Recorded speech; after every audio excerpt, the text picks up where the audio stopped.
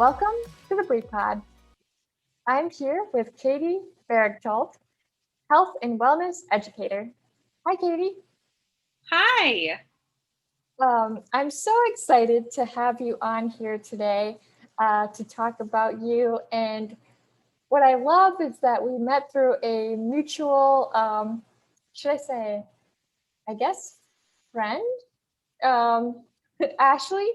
Um, so tell us a bit about you. Yes. Yeah. Well, first of all, thank you. I'm so happy to be here. And yes, I love how we met. It was super serendipitous and beautiful. And I love that we've become friends. So thank you so much for having me on. Yeah, a little bit about me. As you mentioned, I'm a health and wellness educator. I have my master's degree in holistic nutrition that I received up in Portland, Oregon. And really, I got that master's about 5 years ago, but I've been pretty passionate about health and wellness for a long time. I would say since my late teens. And a lot of that was just because I was having health problems as early as my late teens. Like I just knew that something wasn't right with my body, from experiencing hormonal imbalances to digestion issues to acne to fatigue, like all these things that were really impacting my quality of life. And I knew that there was more available to me and that there were solutions to those problems. So became really passionate around that time, and that carried through, to my mid 20s when I got my master's in holistic nutrition. And now I'm just really passionate about sharing all kinds of information on wellness and nutrition in any settings that I can. That's included teaching some college courses, which has been an amazing experience. And then I like to do community workshops and even podcast interviews and things like we're doing today. Oh, I love that. And I didn't even know that you also do college, I want to say workshops, but that's not what I mean. College classes. Yeah. I actually no longer do. I just stopped. But for 5 years, I taught like an introductory nutrition course, which was really amazing, and then a sports nutrition course. So it was really fun to take all my knowledge and be able to apply it in a setting like that. It was definitely a challenge, and it taught me a lot. So it was great. I love that. So what are you geared toward now? Yeah. So, I mean, I love educating women in general and really on nutrition, but also I'd say my biggest passion at this point in my life is teaching women stress management, which I do take the approach of as including lifestyle changes as well as nutrition, because both play a role and we can talk about that. But a lot of that came from, again, my own health struggles. So when I was in grad school in Portland, it's kind of ironic, right? Because I was passionate about health. I go up to Oregon to get this degree and I'm learning all these amazing things about how to be healthy. And my health at that time was the worst it's ever been. So I was chronically stressed in a lot of ways. I basically tried to fix everything with just my diet, which makes sense. That's what I was learning. And, that's what I was in at the time. But I realized that while nutrition is a huge piece of the puzzle, it isn't the only piece. And it really hit me hard. I basically was in a situation for a couple years where I was going to grad school and getting my master's. I was doing CrossFit 6 days a week, which for your listeners who don't know, it's a very intensive exercise program. So 6 days a week is a lot to be exercising in that way. I wasn't sleeping because I was up studying, writing papers, etc. And I was drinking way too much coffee to get myself through the day, which all those things I just mentioned are big contributors to overall stress in the body. So the result for me was that I was completely burnt out, tired almost all the time, had no energy, unfortunately, to really connect with my classmates or enjoy Portland, where I was living. I was in this great new city and wanting to explore, and I just didn't have the energy. My skin was suffering, my hair was suffering, my hormones were completely out of whack. I had trouble sleeping and insomnia, like everything was just completely off. And it wasn't until I learned, a year or two later about how stress can come in a lot of different ways and how impactful stress can be on your body, that I realized I really had to make a change and that nutrition alone wasn't going to be enough. So. Wow. That is interesting because my college days sound like that, where I was So like, many do. was not sleeping. I was drinking coffee then too, except I stopped doing that due to stomach issues. But it's just interesting hearing that. So now I feel like there's some answers for my past when I was so Yes. like intense. Yes. Yeah. And it's funny that you bring that up. And that's something that I really like to talk about, because I think a lot of women have been in that position, whether it be like when they were in school, like you were saying, or even with like balancing a career and being a mom. Like how often does that probably equate to like less sleep than you need, too much coffee, like running, going constantly. So I just want to make the point that while our society kind of normalizes those things, like it's normal to not get enough sleep and it's normal to need all this coffee, like it might be common, but common doesn't mean that it's normal. It's not okay, and it's impacting your body. And definitely if you're feeling like you're a little off balance there, there's a lot you can do for your health and well-being. And what are some of the things that you would suggest that they could do? Yeah, so I think probably it would be best if I started with just a little rundown of like the stress response for you guys, if that's okay. So Yeah. anytime your body's under stress, and we can list sources of stress in a minute here, your body's into what's called fight or flight. And I think most people have heard that term at one point or another. And fight or flight was really beneficial for our ancestors because, you know, if you're all of a sudden walking along and there's a tiger that you need to outrun, that response is necessary to help you survive. It's literally a survival response. So all sorts of things happen when you go into fight or flight. Your heart rate increases, your vision sharpens, blood is diverted towards your limbs in case you do need to run or fight. So really your body's preparing itself for an emergency situation. And if you really were walking along and saw a tiger, that would be helpful. You would want your body to react that way because it's what you need to survive and figure out what to do in that situation. However, most people I know aren't encountering scary, dangerous tigers every day when they're walking down the street and aren't experiencing general threats at that level, right? Most of us think of things like bills and finances, fights with our spouse, too much on our to-do list, things like that when we think of stress. And those things, while stressful at times, yes, are not life-threatening, but unfortunately your body goes into emergency mode when you're stressed, whether it's truly life-threatening or not. Your body doesn't know the difference. So when we're chronically stressed, we're in this emergency state all the time, and that can start to have some really detrimental health effects. And I like to list some of those too for people so they know. So chronic fatigue, if you're always tired, stress can be a big part of that. You know, as a woman, if your cycles are off, if you're not getting your period or it's irregular, that can be in part due to stress on the body. If you are moody and irritable all the time, a lot of that can be stress. So there's so many things, digestion, even if you have really poor digestion and you sort of feel like you're always getting indigestion and gas and bloating, like a lot of that can be stress too. So there's so many things that we don't think of as being linked to stress, but really it can underlie so many health issues that I think it's really important to talk about.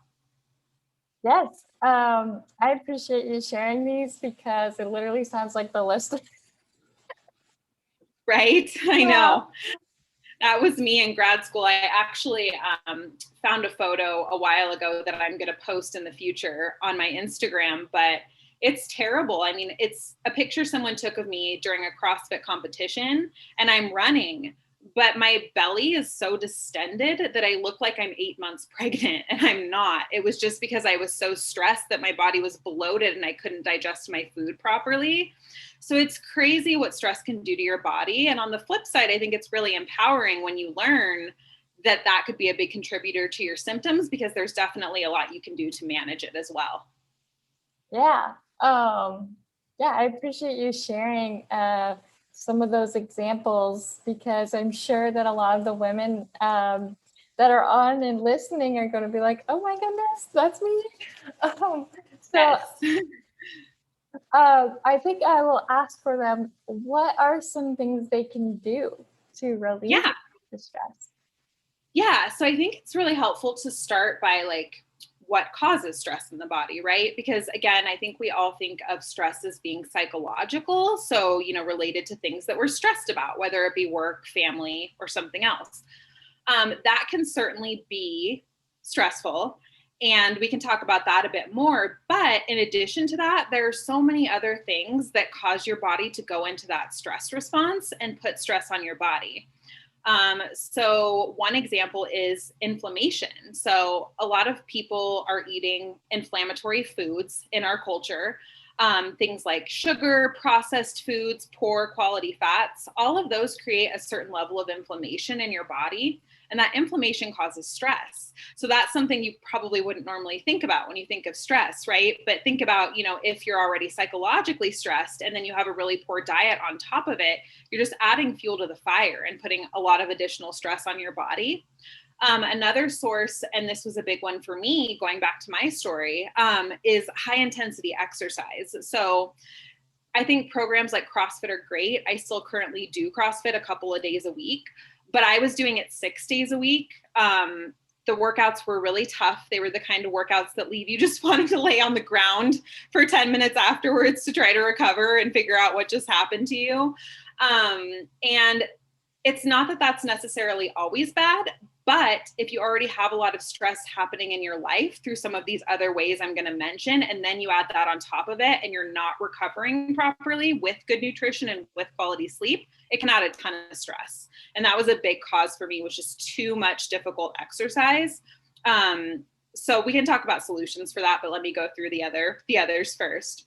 We talked about exercise, diet, psychological stress. So there's also some that are kind of crazy that no one would ever think about, like dehydration.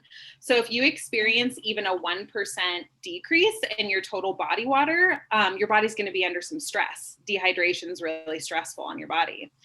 So drinking plenty of water is actually important for helping manage stress. And then additionally, blood sugar is another one I like to talk about. So kind of going back to how, a lot of diets are not the best. What can happen is that when your blood sugar dips, if you're eating sugary foods, they're going to cause your blood sugar to spike really fast and then dip really fast. And when you hit that dip, your body is basically registering that you don't have any energy. You don't have any energy for your cells. That's what low blood sugar is. And so your body goes into an emergency response. So cortisol, which is one of your stress hormones that's engaged during the fight or flight response, actually comes in to get your liver to release sugar into your bloodstream. So what can happen is if you are dealing with low blood sugar all the time because of your diet, you can have this constant flood of cortisol, which again is part of the stress response and essentially leaves your body in a state of chronic stress. So those are just a few. Another one I like to throw out is caffeine. So caffeine works by increasing your adrenaline and your cortisol, which are your stress hormones. It makes your blood pump faster. It makes you more alert, which can feel really good in the moment. And again, it's not to say that coffee, kind of like the exercise, is necessarily problematic, but it is problematic if you're already getting stress from a lot of other sources and then you throw the coffee on top of it. It can just be too much for your body. So if you know that you're stressed, I would just be really mindful of your caffeine consumption. And it's really hard because oftentimes people who have been chronically stressed are also very tired. So it can be a difficult transition to getting off coffee. But in my experience, when you cut down, you eventually actually have way more energy than you had prior, if that's encouraging for anyone. And then the last one I always like to mention is sleep. So if you're not getting enough sleep or quality sleep, right, meaning you're not sleeping soundly, going into deep sleep, you're waking up during the night, like all that is not good quality sleep.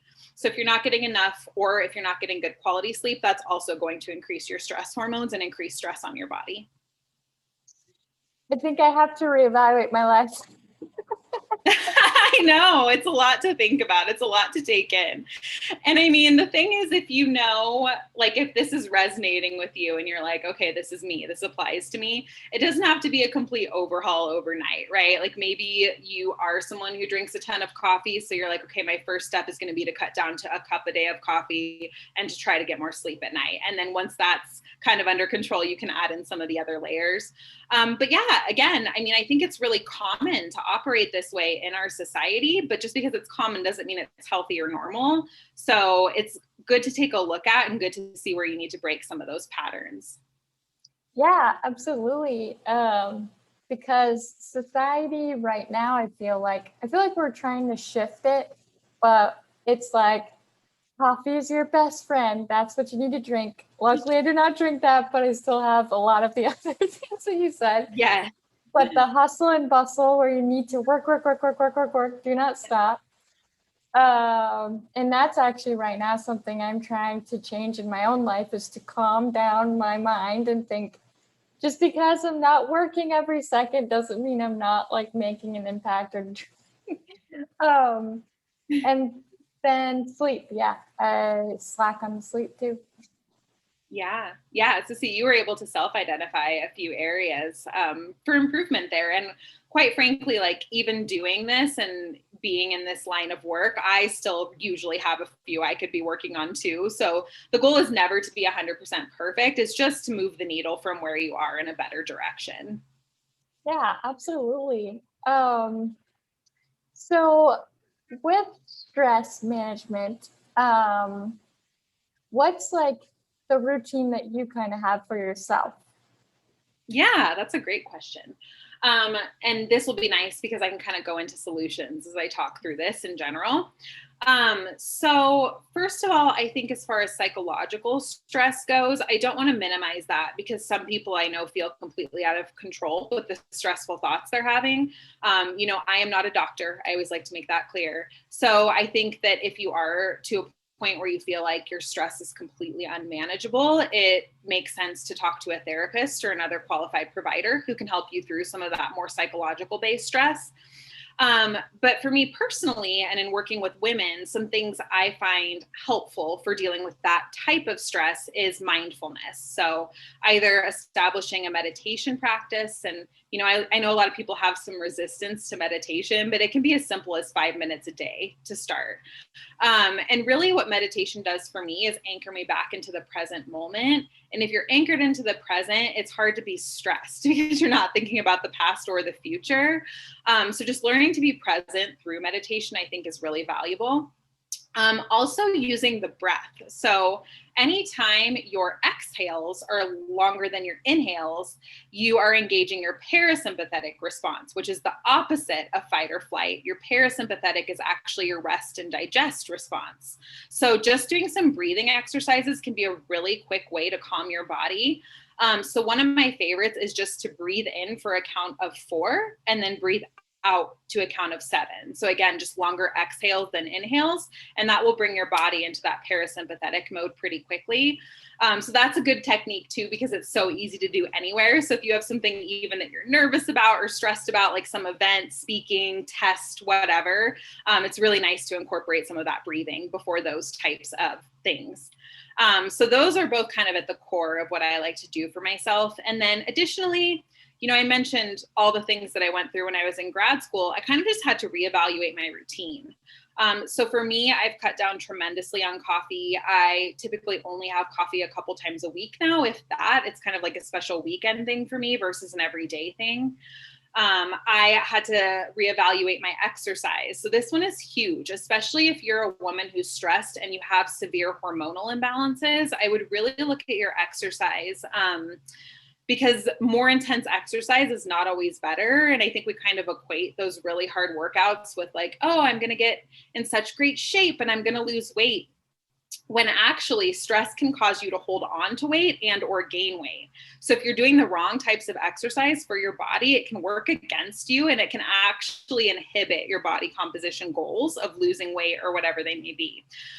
So if you're stressed, you definitely should exercise because exercise has been shown to be beneficial for stress, but it's the type of exercise that's key. So, maybe instead of doing CrossFit 6 days a week, like I was, you go for some walks to start. Or you do some gentle intervals where you're walking for 2 minutes and then running at a nice light pace for a minute. So it's not that you can't exercise, you just want to evaluate what's going to work for your body, depending on where you're at. And a really good indicator is, do you feel exhausted after your workout or do you feel energized?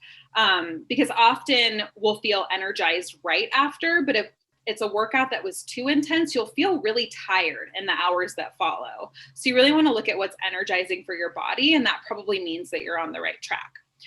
So I had to switch up my exercise routine. So it basically turned into less CrossFit and more yoga and walking for a given time. And that worked quite well for me. And I actually saw more weight loss with that than I had when I was in CrossFit, which was mind blowing to me. And then let's see, I did caffeine, the workout changes. Another one for me was sleep and getting that under control. I had the worst insomnia during my time in grad school, just couldn't fall asleep at night for the life of me, felt so wired at night. So I really had to do some work with that too. And there's some basic sleep hygiene tips that I think are good for everyone to know. So first, this is a really tough one, but if you can eliminate screens for an hour before bed, it helps so much, which I know a lot of people, we're on our phones, we're on our laptops working, but the type of light that comes through from your screen can actually inhibit your melatonin production, which is your sleep hormone. So a lot of people notice a big change just with getting off their screens a little bit earlier in the evening. To be honest, the best recommendation is 2 hours, but I think that's really hard for a lot of people. So I like to go with 1 hour. So 1 hour before bed, no TV, computer, or phone. And then do something relaxing if you can, like read an actual book instead of like a book on your Kindle or on your phone. Do some of those breathing exercises if that feels good. Like whatever feels good for you and helps you unwind that isn't so stimulating is really good and a good place to start. And then there's also some basic things like you always want to make sure you're sleeping in a room that's cool enough. Ideal sleeping temperature is about 68 degrees or less. If you're hot, you might end up waking up during the night or have a hard time getting to sleep. And then making sure your room is as dark as possible. So if you have really big windows where light's still coming through at night, that can actually impact your melatonin as well. So it could even be looking at getting blackout shades to really darken your room, or just doing your best to eliminate light sources in your house to make your room as dark as possible when you go to bed. So yeah, those are the changes I made, which was a lot. But I kind of had issues in every area, right? So I had to look at everything and sort of overhaul myself over time. But those strategies I used are really good general strategies that anyone could start applying to work through their stress. Yeah, thank you for sharing those. Yeah. And it's super funny that you said all this because I literally just bought the darkening shades today. Oh, yay. That's amazing. Yeah, that's great timing. Yeah, so it's so funny. But I have to practice absolutely with the screen time because, as you know, I'm just like, no, I'm just gonna be on my phone until bedtime. But it's true, like you feel energized still, instead of wanting to sleep. And in my case, it affects my partner too, because if I'm awake, then he's awake. It's not very healthy for either parties. But I appreciate you sharing that because I definitely personally am going to apply a lot of these things that you're sharing as well. That's great. Yeah. Oh, no, go ahead. I'm sorry. No. You go. Oh, I was just going to say, yeah, I mean, I think it's really challenging, especially like those of us who are kind of on the more entrepreneur path in life to like really put our things away early and stop working at a certain point. But it's so important because the thing is, if you're getting quality rest and you're really taking that time to nurture your body, you're actually going to end up with more energy and be more productive. So it's so tempting to work late into the night. But when you take that time to really recharge, I feel like personally, I end up getting twice as much done the next day versus days when I'm exhausted. So just keep the big picture in mind and know that sleep in the long run is actually going to help you get to those goals faster. Yes. Thank you for sharing that. So with stress management, do you have a program for this right now? Yeah, so it's in development actually. So there is a program coming that should be open in September is my hope. But in the meantime, I do offer one-on-one coaching and I do offer group classes. So that's where I'm at with offerings in the meantime. Oh, I love that. And where can they find you to, if they're interested in getting that? Yeah, so probably the best place to contact me and check me out is on Instagram, and that's just going to be my name. So Katie Berigtold is my name, and that's my name on Instagram. Perfect. And I'll be sure to link that as well. Are there, I forgot to ask regarding food wise, like, are there some foods that you recommend that are energy based that are good for you? For Yeah, stress? no, I'm so glad you asked that. And it's funny because I skipped that when I was talking, but that's because like nutrition was the one thing I was doing well. Everything else I was doing terribly with regards to stress management. So that was the one place where I didn't have to change as much. But yeah, so first I would say really taking care to balance your blood sugar. And honestly, if you are someone who knows that you're very chronically stressed and you've got a lot of the symptoms I mentioned, it makes sense to eat a little more often. I feel like that goes against kind of what some people will say, you know, of not eating as often, but really every 3 to 4 hours. And it doesn't have to be forever. You know, it can just be while you're working through the stress and healing your body. But again, if you get those blood sugar dips, it's just going to increase your cortisol and put additional stress on your body. And foods I like in general are just foods that balance your blood sugar and are nutrient dense. So, nutrient density is basically just how much vitamin and mineral content a food has relative to its calories. So, like for example, blueberries super nutrient dense. Pasta not nutrient dense at all. It's got quite a bit of calories and it doesn't really have anything beneficial in there, right? At least not like white pasta, refined pasta. So, really just eating those quality foods. So, quality protein sources. If you are a meat eater, you know, trying when you can to get the organic sources, the grass-fed sources for beef, wild caught for fish. And there's really important reasons for that. But that's a whole other conversation. Maybe you can have me back on someday and we'll talk about that. But yeah, really looking at those quality protein sources and then getting as many brightly colored fruits and veggies as you can. It's really beneficial for your body, for balancing blood sugar, for your gut health, for all kinds of things. And then looking at adding quality sources of fat too. So things like avocado, nuts and seeds, olive oil, all really good nutrient dense quality sources of fat. And really in terms of balancing blood sugar, you just want to think about combining those things. So, you know, if you only eat an apple, you're probably not going to feel hungry, or sorry, you're not going to feel full, opposite of what I meant to say, for very long. But if you have an apple with some almond butter, that's a snack that could sustain you for 3 hours. So really looking at how you're combining some quality carbohydrates with some protein and fat to keep your blood sugar steady is really, really helpful. And then in avoiding those inflammatory foods that I mentioned. So that would be sugar in general, not necessarily fruit sugar. Fruit has a lot of things in there that are beneficial for you too. When I'm saying sugar, I'm saying like sugar. So like pastries, there's so much sugar even in like coffee drinks. If you're like a, you know, vanilla latte drinker or anything, you're going to get a lot of sugar in those. And gosh, just check your labels because sugar sneaks into all kinds of stuff. Like there's added sugar in pasta sauce all the time, which is crazy to me. So really be mindful of added sugars on labels. And then really reducing what's called omega-6 fats, which are very inflammatory. And again, that's like a whole other conversation, but you really want to be mindful of vegetable oils because that's where most people are getting this source of inflammatory fats from.